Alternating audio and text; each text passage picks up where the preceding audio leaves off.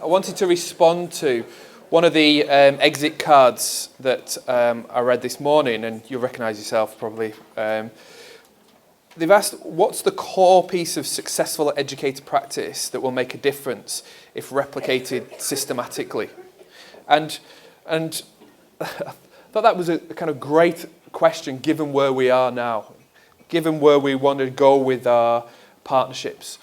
And there's a kind of tension going on, isn't there, where we've been talking more about what the need for the plus and what the plus might look like. And then there's kind of been these hints about what the pedagogy might look like, or how we might go about it, or how we might even lead it out. And so, of course, for all of us, the kind of impulse, the first thing is, well, how are we going to do it?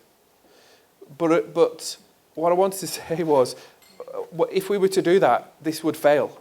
It would fail dismally, wouldn't it? Because we say, do this. You know, there's some people around doing some great PD in all kinds of learning areas. And what they are great teachers who then tell you how they do the thing. They give you some of the tricks that they use. And, you know, they'll work with teachers. Say, here's the tricks that I use these tricks. And I think it's really disempowering. One of the things that's in that conceptual narrative that Margot talked about is more of, here's the principle, here's the thinking, and here's an example of how it might be enacted. This is a thing that you might bear in mind. But really, I think that the way in which we do it will be to enact a principle. We're doing this kind of collective experiment, you know. So we've got to kind of, you know, within our partnerships, take a position, get a decision together. These are the principles. This is the principle that we're going to try out, that we're going to enact, that we're going to hold on to together. We want our results to improve, but the way in which we're going to get that is through thinking about the results plus the other things, the things that Guy was talking about. Thinking about, you know, places like the work that's been done in the Port Augusta and Quorn partnership, where they've been focusing on numeracy. And have got lots of things going on around it, but one of the core principles has been around the executive functions, around getting the kids to stop and think about what they're doing and how they're doing it, to be a bit more strategic. And that looks different in preschool sites, the way it looks like in primary to look like in high school. But in many ways it looks the same, because the principle's the same. So there's a conversation that's going all the way through. In the Scientists in Residence programme that we run with the department, that PD has been very much about thinking about some of the principles and then enacting those principles. And what we found was, is there anybody here from Port Lincoln, from the Port Lincoln partnership? Hello? And what they found in Port Lincoln in the Scientists in Residence programme was, one of the things that happened was, when they were thinking about enacting principles, some of the things that were going on in the junior primary school, because they've got a junior primary school in Port Lincoln, some of the things that were going on in the junior primary school, the high schools were learning from that. And they didn't do it in the same way. They did it in a different way, but they learnt from the junior primary. It was led by the junior primaries. There was a story across the partnership. There's this common story, this common principle across the partnership that they were enacting. And so that difference between enacting the principle and going through the actions, I think we've talked about that. We've talked about that with the kids. We're talking about that with the teachers. And I think, you know, for us as well, there's that danger that we start to fall into doing actions rather than enacting the principle. And for me, I wanted to illustrate this through a quote from this book from the Museum of Modern Art, a book called Hurry Up and Wait. And I wanted to pick out one of the images from the book, but particularly what I wanted to do was to pick out one of the quotes from the book.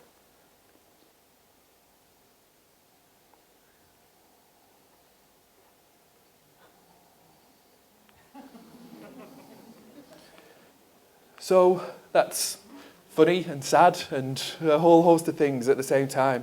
But when we think back to that PISA data yesterday about all those students who, that was it 30% of boys and 20% of girls, all those students who felt helpless when doing a maths problem, you know, because when we're not there, when the teacher's not there, when we've gone, they've got nothing, especially when they're problem solving, because they can't do their actions, because they haven't got principles to enact. They haven't got things to transfer. They've just got actions. And when you've just got actions and, you know, stay there and I'll find you, I'll help you, I'll come and show you how to do it. When I'm gone, I've disempowered those students. They've got nowhere to go. They've got that helplessness about them. And so the complexity, the challenge for us to not rush in and do the actions, to think about the complexity, to pick the thing, the principle or the set of principles, the plusness of our partnership is really important so that we don't end up in this position with our teachers and with our students, I think. And what I wanted to do was to just have a look at, around the world, what's the plusness? When people are talking about the results and the results plus, what do people mean? Many of you will be familiar with this report that came out a number of years ago now called Adding It Up, which was the basis of at least the framing paper, the shaping paper rather, of the Australian curriculum in mathematics. And these 5 strands that came out of it, so fluency, understanding, reasoning, and what I said yesterday, strategic competence that we've called problem solving in the Australian curriculum in the proficiencies. What's interesting is we've got 4 proficiencies, and the one that we missed out was the one that we've seen is really the powerful one for us in South Australia, which was the productive disposition. And of course that's reflected in those descriptions in the Australian curriculum of the proficiencies. And again, these aren't actions. This isn't the stuff. So there is a partnership story across this now, because now we could choose some of this as some of these things as our principles. If we wanted to develop problem solvers, if we wanted to develop reasoners, we can do that across our partnerships. We can have a similar story. The actions will look different in different sites with different age kids, but the principles might be the same. The plusness might be the same. And so yesterday we talked about these things, and I showed this yesterday, I think. But I just wanted to come back to these things, the actions that the kids do in problem solving and the actions that the kids might do in reasoning. And some of those really powerful things like transfer. How are we developing our kids as transferers? We can do the actions, we can train them to answer the questions, we can train them to do the tests, but really, are we really empowering them through transfer? Transfer could be a principle that would be our plusness. That our kids are transferers. They can take this thing and they can take it and not only transfer it near to something very similar, but they can transfer it far. They can take that idea and say, what would that idea look like over here? What would that idea look like if we applied it over here in this completely different context, and stretch them in that way and develop them in that way? Transfer might be it.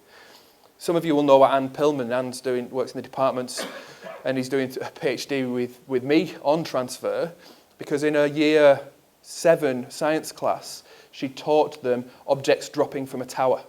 And the kids could do objects dropping from a tower. Then she asked them a question about objects dropping down a hole. And some of the kids said, I can't do that. I can do objects dropping from a tower, but we haven't done objects dropping down a hole. I don't know what happens when objects drop down a hole. The transfer wasn't there at all. She thought she taught them about falling objects. What she'd actually taught them about was objects dropping from a tower. And she said that was the straw that brought the camel's back, and so now she's working with us and with the department to think about transfer more deeply, an enacted principle.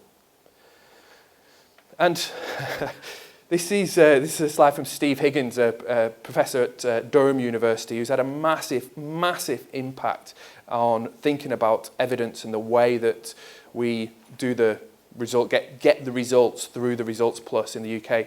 And he talks about the banana armour principle being, it ain't what you do, it's the way that you do it. And of course, we've been talking about that for a long time in South Australia around the TEFL framework. The way that you do it makes a difference as well. So the way that you enact your principle makes a difference. And in fact, in the UK, what happened was, it started out with the low SES kids who are identified as being low SES. Schools got £900 per child extra funding for each low SES kid that they had in that school. And what they found was that the principals were worried about spending it effectively, because there was an outcomes requirement as well. There was an expectation that the kids' outcomes would improve. And that led to research that Steve really drove around, what really is value for money? If you've got $900 per student, how would you spend it? What would you spend it on? And so started to see that there were some things that had a big effect size and actually didn't cost that much. And then there were other things that had smaller effect sizes. In fact, some of the small effect size things were really expensive. And so he looked at these 3 categories of things that were promising, things that could be worth it, and things that need careful thought. And that became the Australian... the link's off the top. It's all right, it'll be on the next slide. That became the Teaching and Learning Toolkit. And I've talked to some people about this before. And now we've got the Australian version of that, the Australian Teaching and Learning Toolkit. And what they do within that is they look at either things that we might do or ways in which we might develop kids, and how to look at how much difference does that actually make to the outcomes. And so on your tables, what I've done is I've picked out a selection of those components. They're not in any great depth as what they are, they're just the heading, so there's a bit of a problem about what this actually means. What I'd like you to do at your tables is just take a minute or two with the people around you. So the long, thin sheet that looks like this, and then there's a wider sheet that looks like this. This is the early years version of the toolkit. So either the schools version or the early years version. I've got lots of spares up here, so if you need some more, come and get them. I'm asking for you to work together really though. What I want you to do is rank them in order. What do you think the order is? Which things are most successful? Which things are most impactful when you introduce them to a school on average? Over to you, kids, or a dozen kids over here. So kind of research.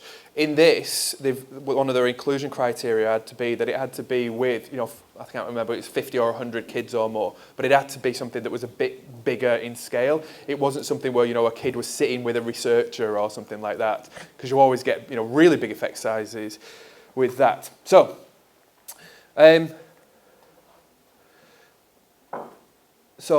top of the list. What they do in the toolkit is they represent impact as the number of months improvement in terms of standardized test results. This is about results.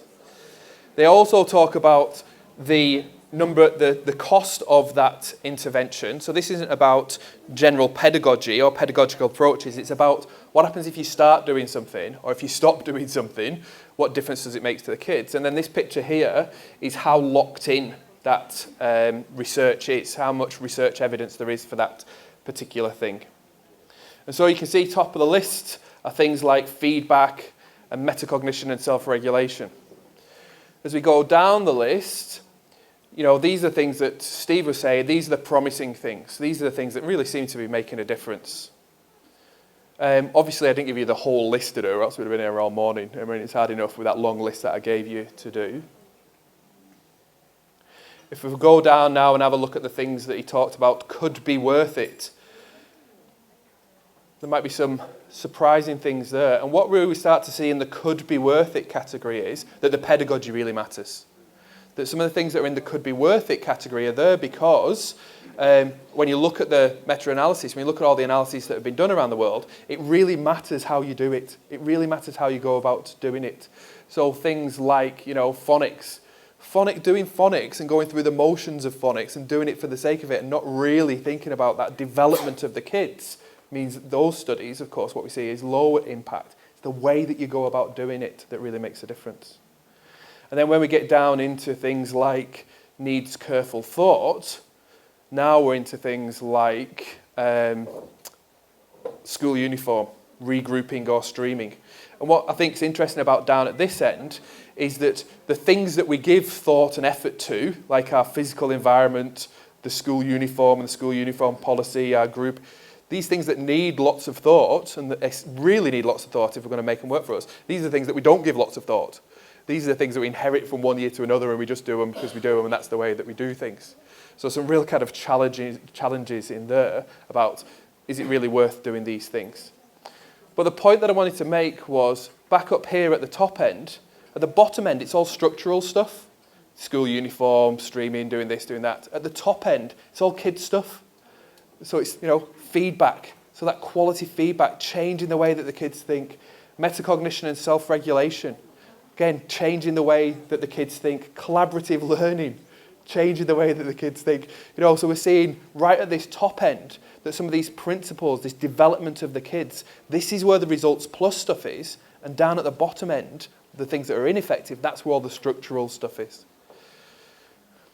In the early years examples that I gave, what we see in this is, can I zoom in on that? What we see in this is, again at the top, those self-regulation strategies and communication and language approaches. It's the plus. It's the development of the kids. It's the strategic development, that slow development that Guy talked about, the changing expectations, the culture and the ethos. It was those things that are right at the top again. As we go, if we look at things like even in the early numeracy approaches, it talks about we can have a big effect here on learning, and where numeracy tends to work is in that small group work and getting that balance right between guided interaction, direct teaching, and child-led activities. So all the things that we've already been talking about, all the things that we do, but getting that balance right between those things and those child-led activities that Guy talked about. I'm thinking about Carla and Aldi's work as well, about recognising the competencies of the child and being led by those and driven by those, of course. One of the things if you get into the toolkit, at the bottom, it tells you about what this actually is, what we really mean by this, what the research is showing us, how strong the evidence is. It unpacks each of those things. Then at the bottom it says, what should I bear in mind? What are the things I should consider? And so for the numeracy, early years numeracy, they talk about the professional development for staff and that considered approaches. Have you considered approaches that involve small work and guided instruction? And then back to the data and the evidence, how will you monitor the impact of your early numeracy strategy? And then they unpick some of that. As you go through and talk about early literacy approaches, so again, we're seeing that small targeted small group interaction, getting the particularly positive effect, and what they see in the research is that a lot of those studies have been done with kids from what they call disadvantaged backgrounds. And so they've also said very clearly that it's a combination of literacy approaches that's likely to be more effective than any single approach. And I think what they're seeing there is that if you do a single approach, there's a danger of falling into the programmatization, the way of doing things. Now, that's not to say a bit of this and a bit of this and a bit of something else. So it's that targeted, strategic use of those approaches. I'm going to move us on. And again, what we see is down at the bottom of the list, again, the things that need lots of thought, the things that need lots of careful thought are the things that we do, focusing on the physical environment, how the physical environment looks nice, how it does these things. A lot of effort that we put into this thing, but actually, on average, doesn't mean to say it couldn't be effective, but on average, it's less effective. And so what we're seeing in from the toolkit, I think, are things like some common stories. So if you look at the top of the toolkit, those self-regulation strategies being really powerful. I'm hesitating, but I'm going to tell you this story from an early years educator who had been working on self-regulation strategies. They'd actually shared the language with the kids, they talked to the kids about executive functions, and they were doing some work in numeracy, and what had emerged was all the kids were coming with little yogurt squeezy bags to the site for lunch. And so what they started to talk about was how much that would cost compared to a big yogurt pot, and how many of these little squeezy bags there might be in that yogurt pot. And so the early years educator asked one of the kids, how many of these squeezy bags do you think of yogurt are in that big yogurt pot? And she said, 1,267. And the early years educator said to her, use your executive functions. So they're actually using a language about executive functions, about stop and use your executive functions. Now what do you think? Oh, about 6. So she had it. She had all of it. It was just invisible in asking the question. Going for the results, we didn't do it. But when she said, so now she's got this evidence about this child who would just say 1,000, but actually knew the 6, could actually think the 6. Once she let her first thinking come, get that out of the way, and let her considered discernment start using her mathematical thinking, using her estimating to come in and do that. But it would have been invisible otherwise. Now, she's been capturing that and those examples as evidence. That occurrence of that thinking is evidence. Perhaps the frequency of occurrence of that thinking, the depth of that kind of thinking, how that thinking is affecting numeracy, how that thinking is affecting literacy, linking it in, not just the thinking on its own, because we want results plus, we want results, we want to develop the literacy and numeracy, linking to that. Disappointingly, she got a bit of pushback from her AD. Where's the numbers? What's she focusing back on the numbers? And I think there's a big system change that's happening about what actually is evidence. You know, that point yesterday about that qualitative evidence, using some of these things. If people want us to put numbers on it, we might code it and put some numbers on it. We might talk about, you know, a rating from, you know, 0 to 10 of how frequently, how deep that thinking is. But that is really, really strong evidence about how these kids are developing, especially when you link it to confidence from things like the Toolkit about these things really do make a difference. Of course, when we go back to the schools Toolkit, we see that self-regulation and that metacognition, that thinking about your thinking, being right at the top there as well, right up there with feedback. Interestingly, from the Toolkit's point of view, I'll just move this down. From the Toolkit's point of view, metacognition and self-regulation is as impactful as feedback when you see it happening in classrooms, but in fact the evidence for it being impactful is much stronger than the evidence for just quality feedback.